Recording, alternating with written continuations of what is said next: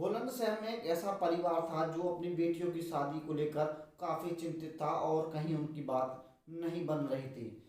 दरअसल मामला है कि गढ़ मुक्तेश्वर में एक निरंकारी नाम के व्यक्ति के खिलाफ हत्या का मुकदमा दर्ज किया गया था, जिसके बाद 2006 में उनको उम्र कैद की सजा हो गई थी और उनके बच्चे बुलंदशहर में ही रह रहे थे। और अब उनके बच्चे काफ़ी बड़े हो गए और दो बेटी शादी के लायक भी हो गई थी। बेटियों की कहीं शादी की बात चलती थी तो पिता के यहाँ ना होने से कहीं रिश्ते में बात नहीं बन रही थी और परिवार के लोग काफ़ी चिंतित थे और दर दर की ठोकरें खा रहे थे। परिवार के लोग उत्तर प्रदेश के कारागार मंत्री के पास अपनी समस्या लेकर पहुंचे और उन्होंने एक अर्जी भी दी, जिसके बाद कारागार मंत्री ने मुख्यमंत्री से इस मामले में चर्चा करने की बात की और सिफारिश करने की बात की। दरअसल 8 जनवरी को वह अपनी फरियाद लेकर पहुंचे और उसके बाद मुख्यमंत्री से जिला कारागार मंत्री ने बात की और उनकी समस्या का समाधान हो गया।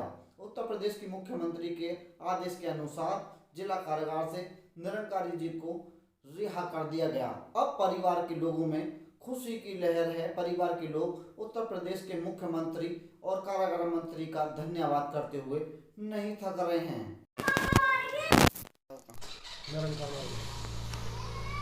कब आप जेल गए थे, किस मामले में, और अब कैसे छूटे हैं? मैं 2092 में मैं एक मुकदमे में फर्जी फंसाया गया था, जिसमें मैं जेल गया था। जेल जाने के बाद मैं बरसों जेल में रहा, चलता रहा। उसके बाद मुझे साजिश के तहत लोगों ने मुझे सज़ा करा दी और 2006 से मैं परमानेंट जेल में बंद हूँ। और मेरी बेटियाँ हैं, बेटी की शादी के चक्कर में बहुत भागे पड़े लोग, लेकिन हमारी किसी ने नहीं सुनी।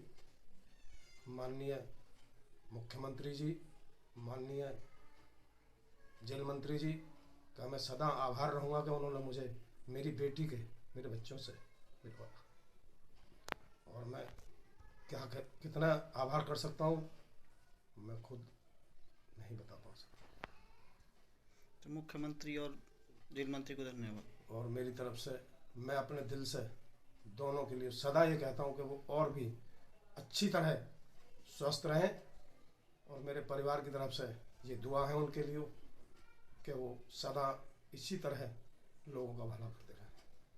मैं उनका सदा आभार रहूँगा और मेरा परिवार उनके लिए सदा आभारी रहेगा। क्या नाम है आपका? जी, मेरा नाम योगेश शर्मा है। योगेश जी, आपके पिताजी कब जेल गए थे, किस मामले में, और अब कैसे छूटे हैं? जी, मेरे पिताजी 2006 में जेल गए थे। ये शादी से पहले का एक मुकदमा था, फर्जी मुकदमा था फैमिली का, जिसमें इनको जानबूझकर फंसाया गया। शादी के कुछ साल बाद ये जेल चले गए थे और हम काफ़ी छोटे थे जब ये जेल गए। हम बहुत परेशानियों से गुजर रहे थे, हमारा पूरा परिवार परेशानियों से गुजर रहा था। हम 3 बहन भाई हैं। हमारी माता ने बहुत परिश्रम करके हमें बड़ा किया और पापा के लिए भी भाग दौड़ काफ़ी की। तो अब हमारे घर में हमारी बहनें शादी योग्य हैं, हम उनकी बातें चल रही थी तो लोग कहते थे कि भी पिताजी जेल में हैं और ये वो, इस तरीके की बातें चलती थी। तो हम मतलब ठीक तरीके से रह नहीं पा रहे थे, बहुत कठिनाइयाँ थीं। हम अपनी याचिका लेकर के जेल मंत्री जी के पास गए तो जेल मंत्री जी से हमने सारी समस्या बताई, उनको सुनाया। तो हमने उनसे रिक्वेस्ट की कि सर आप इस याचिका को मुख्यमंत्री जी तक लेके जाइए और हमारे जो भी आप कर सकते हो आप हम पे मदद कीजिए। तो उन्होंने हमें आश्वासन दिया और हमारी समस्या सुनी और उन्होंने कहा कि मैं इसको मुख्यमंत्री जी तक लेके जाऊंगा और आपकी जो भी संभव हेल्प हो सकती है वो मैं करके करूँगा। तो उसके बाद उन्होंने जो कहा वो किया। हमारे पिताजी आज हमारे साथ हैं, हमारे बीच हैं, वो जेल से छूट गए हैं। हम उनका दिल से धन्यवाद करना चाहते हैं। उन्होंने माननीय मुख्यमंत्री जी के पास हमारी याचिका पहुंचाई। माननीय मुख्यमंत्री जी के आदेश और हमारे जेल मंत्री जी के सहयोग से हमारे पिताजी आज जेल से बाहर आ चुके हैं। हम उनका दोनों का दिल से धन्यवाद करना चाहते हैं। क्या नाम है और कैसे ये भाग गए थे जेल और अब कैसे बाहर आए? मेरा शीला शर्मा नाम है। मेरी शादी के कुछ दिन बाद ये जेल चले गए थे, किसी फर्जी मुकदमे में फंसा दिए थे और अब ये छूटे हैं।